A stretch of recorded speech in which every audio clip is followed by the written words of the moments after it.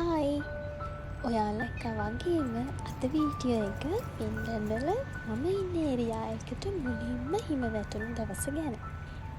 අද නොවැම්බර් මාසේ 14 වෙනිදා තමයි මේ අවුරුද්දට මුලින්ම මම ඉන්න ඒරියා එකට හිම වැටුනේ.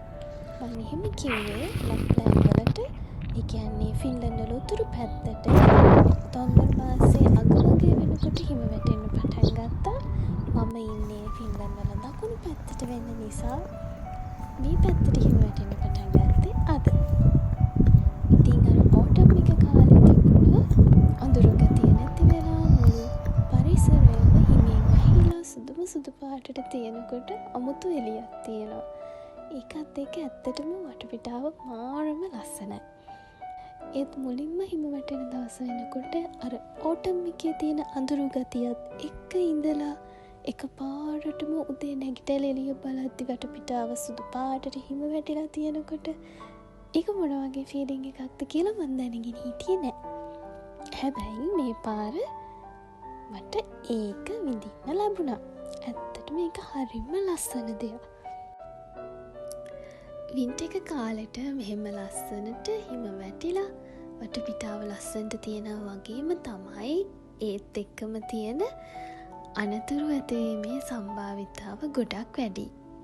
ඒ නිසා මෙහි තියෙනවා අපි පිළිපදින්න ඕන වෙනම නීති රීති ටිකක්.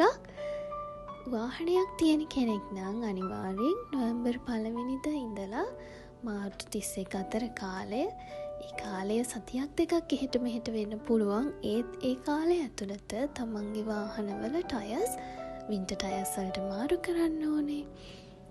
අපි හැමෝම අපේ ජැකට්ස් වල, ඔයාලා මේ වීඩියෝ එකෙත් දකින්න ඇති, මගේ ජැකට් වල තියෙනවා චූටි කීටැක්ස් වගේ જાතිය. ඒවට කියන්නේ රිෆ්ලෙක්ටර්ස් කියලා. ඒවා අපි අපේ ජැකට්ස් වල එල්ලන්නේ ලස්සනට නෙමෙයි.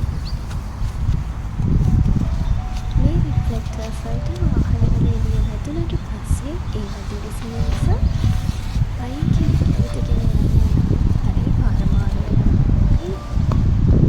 ඉතාම පැහැදිලිව වාහනවල එන රියදුරන්ට පේනවා. එතකොට ඒ මගින් වෙන්න පුළුවන් මාර්ග අනතුරු අවම කරගැනීමේ හැකියාවක් තියෙනවා.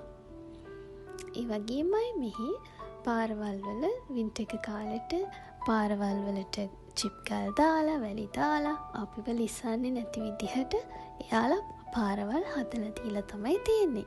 ඉතින් ඒ හැමදේම කරන්නේ අපේ ආරක්ෂාව වෙනුවෙන් නිසා අපිත් දැනගන්න ඕනේ වින්ටර් එක කාලෙදී ලිස්සන්නේ නැති වෙන්න වින්ටර් ෂූස් දාලා හරියට ඒ කියන නීති රීති වලට අනුව මෙහි ජීවත් වෙන්න.